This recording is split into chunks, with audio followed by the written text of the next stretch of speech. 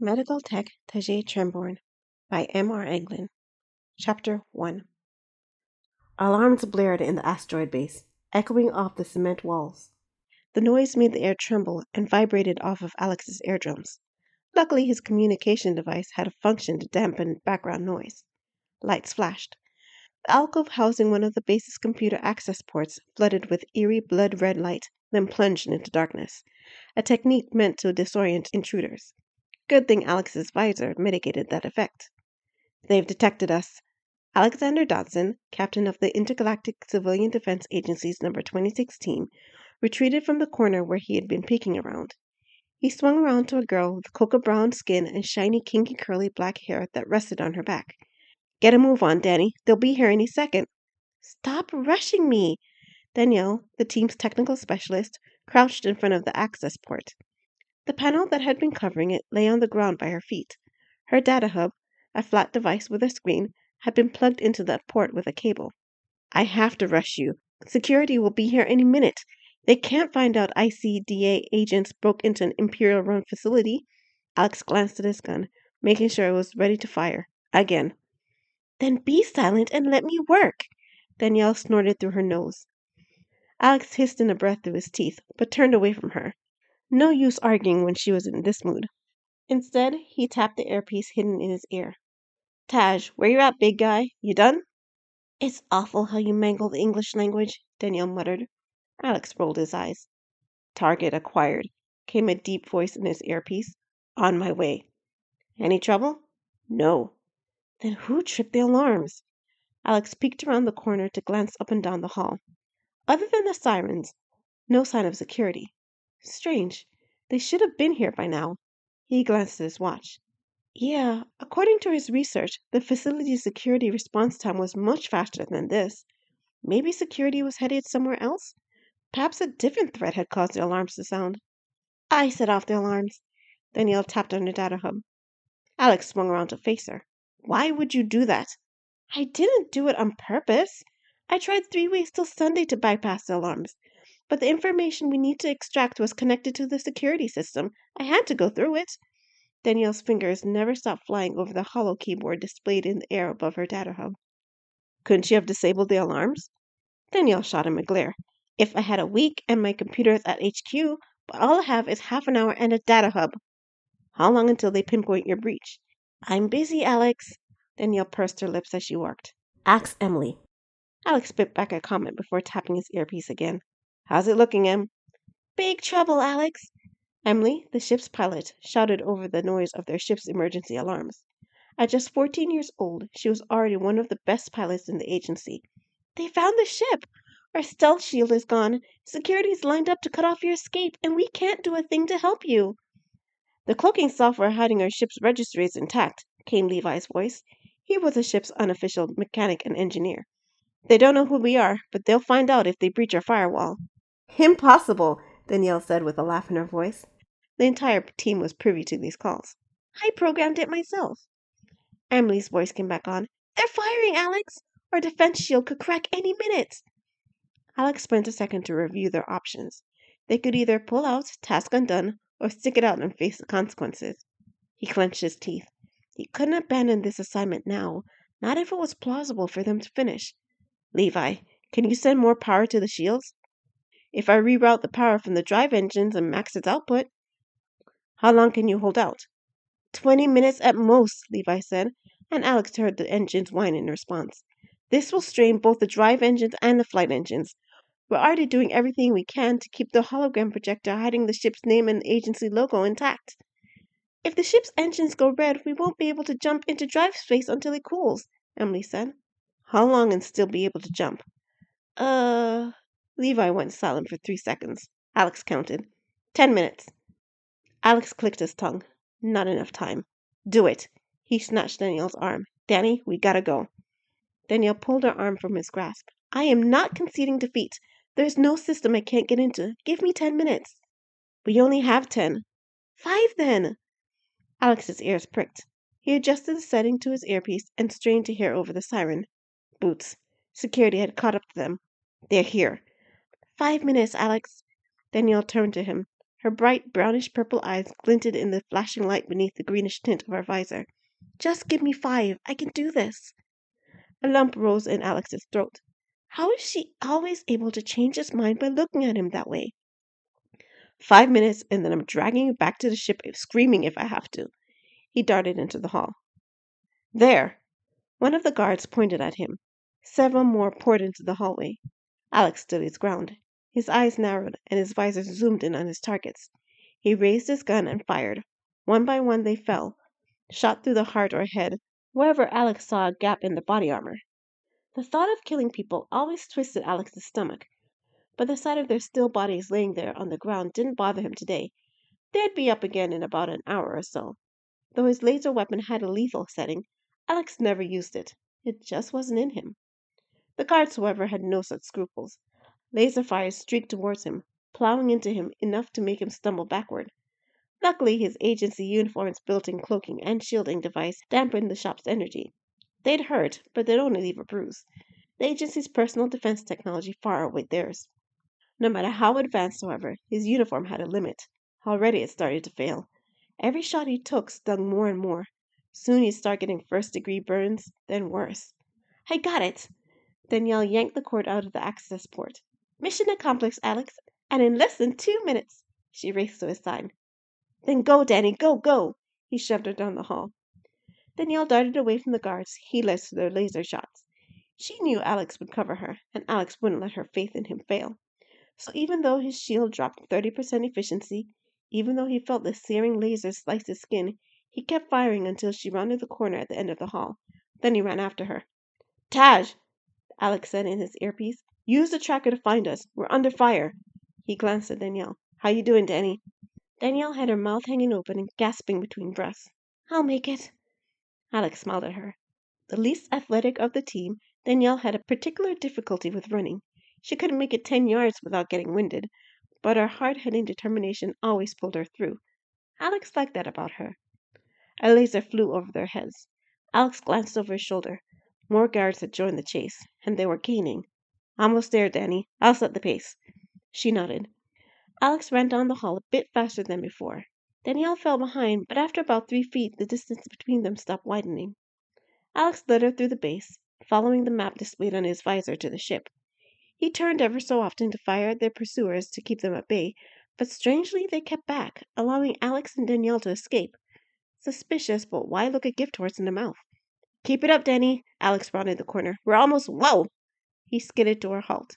Danielle slammed into his back. A team of 30 security guards blocked the path to the ship. At their head stood their captain, a tall man with a prickly beard growing on his chin and cheeks. He narrowed his eyes and sneered a smile. "With the amount of chaos you've caused, I expected there'd be more of you." Alex leaned his head back slightly. "Back up, Danny," he whispered. "Oh, don't move," the captain said, shaking his head wearily. "Don't you know when you're outmatched?" "Stop where you are!" The guards chasing them pounded down the hall. They converged on Alex and Danielle, guns drawn. Alex winced. So that's what they were doing, herding him and Danielle into a trap. Smart for them and stupid for him to fall for it. "Drop your weapons." The guard behind them shoved his gun in Alex's back. Alex glanced around before he let his gun fall. "You too, girl." Danielle scoffed at him. "I don't carry guns. I'd much rather use my intelligence." "Hands up, then," the guard said. Alex and Danielle complied. "I have to say, whoever you are, you put us through quite the runaround." The captain stepped towards them. He examined both their faces before snorting through his nose. "Did you honestly think you could outsmart us? Us, the elite Imperial security forces?" Alex shrugged. "Call me helplessly optimistic." The captain snarled through clenched teeth. Thanks to their uniforms' cloaking devices, they couldn't see their agency uniforms. He'd only see generic clothes they had programmed in beforehand. "Who are you, and who are you working for?" "Don't you recognize us?" Alex bowed with a flourish. "I am the Imperial Royal Emperor Giovanni, and this here," he jerked his chin toward Danielle, "is my royal courtesan," he said, rolling the R's.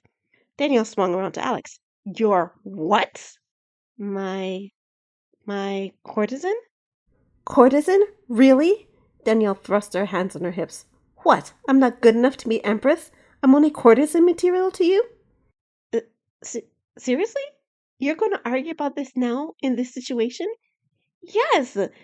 Danielle's fingers deftly fiddled with her data hub strapped to her belt. I deserve better than courtesan. Enough! The captain shoved his gun into Alex's forehead. Danielle's arm shot back up into the air. What do you think this is? A game? A game? No, more like a distraction. Alex gave him a grin and wiggled his eyebrows. The captain froze. His brows furrowed and met in the middle of his forehead as he considered Alex's words. Then his eyes narrowed. He leaned in close to Alex, so close Alex felt his breath on his cheek. I'll ask you one more time. Who are you? The captain's gun whined as it charged. A low rumbling rolled through the air. Alex stiffened. He knew that rumble. Tajet had arrived at the worst possible moment. You don't want to do that. Oh, don't I? The captain said. No, you don't. Alex's eyes flicked behind the captain's group. A shape, dark and silent, loomed over the soldiers. The low rumbling rolled through the floor. Alex looked at the captain right in his gray eyes. If you want to live, move the gun away from my head. Now. I don't take kindly to empty threats, boy. The captain spat in Alex's face when he spoke. Alex narrowed his eyes. I don't make empty threats. Hey, girl, don't move, the guard next to the captain said. The captain's eyes flicked at Danielle for a split second. Alex shoved the butt of the gun with the heel of his hand. It discharged over his head, singeing his hair. A snarling growl exploded through the air, and a dark shape leapt into the midst of the guards. It's a Grudget! Where'd it come from? The Grudget caught the captain by the face and threw him over his shoulder. The captain slammed into the ground and lay still. Alex shoved Danielle into the wall as the guards turned their attack on the creature. Alex pressed himself as close to her as he dared, shielding her from the mayhem behind him. The Grudget smashed guards into the walls and slammed brick-like fists into their faces. They shot at him, but to no avail. In addition to his uniform, his thick, bark-like skin absorbed their shots. But like Alex's uniform, Tajet's defenses wouldn't last forever. There! Danielle tapped her data hub. Weapons disablement program launched. Hey, what happened? One of the guards said. My gun, it stopped. Nice work, Danny. Alex refused to look behind him. Without their guns to ward him off, Tajet was free to attack as he pleased.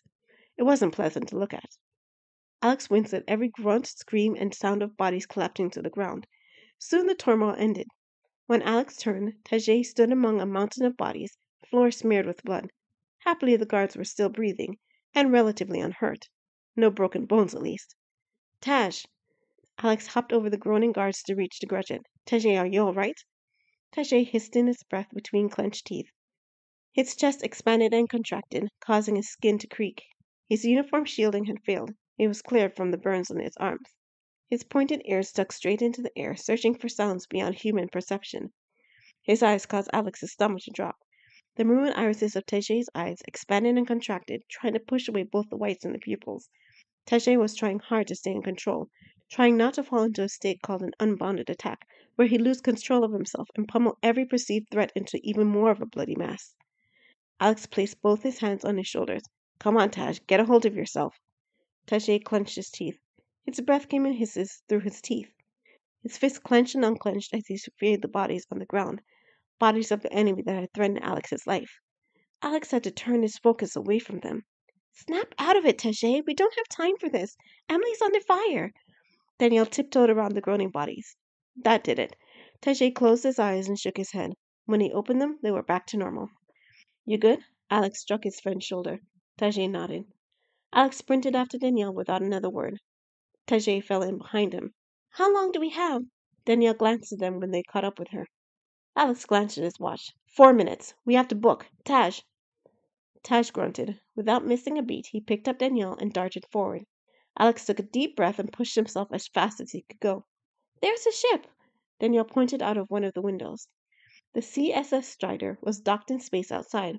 The asteroid which housed the base had no extra space for docking, but in a long covered tunnel, the docking hall, had been built to alleviate the problem. It stretched into space like a long arm. Emily had pulled away from the docking hall to prevent guards from boarding the ship, but laser fire from both ground troops in pressure suits and the space's anti-craft guns bombarded it. So far, the ship's shield impeded the shots. 3 minutes, Alex pressed on. Let's push through. Tajet's ears pricked. Alex. He tossed Danielle into the air and darted down the hall twice his previous speed. He disappeared around the corner. Danielle's arms and legs flailed in the air. Alex caught her as he ran. He slowed to a stop and set her on her feet. I can't get over how strong he is. He tossed me like I was a doll. Danielle straightened her uniform. Alex peeked around the corner where Tajet had run. The access door to the docking hall had been surrounded by guards. Tajet had launched in, attacking and tossed them over his shoulder. Pressure suits! Alex tapped his chest to activate his. He darted toward the fight. Got it! Danielle followed suit and launched her weapons disabling program. With the guns disabled, Tajet punched the access panel, keeping the airlock closed.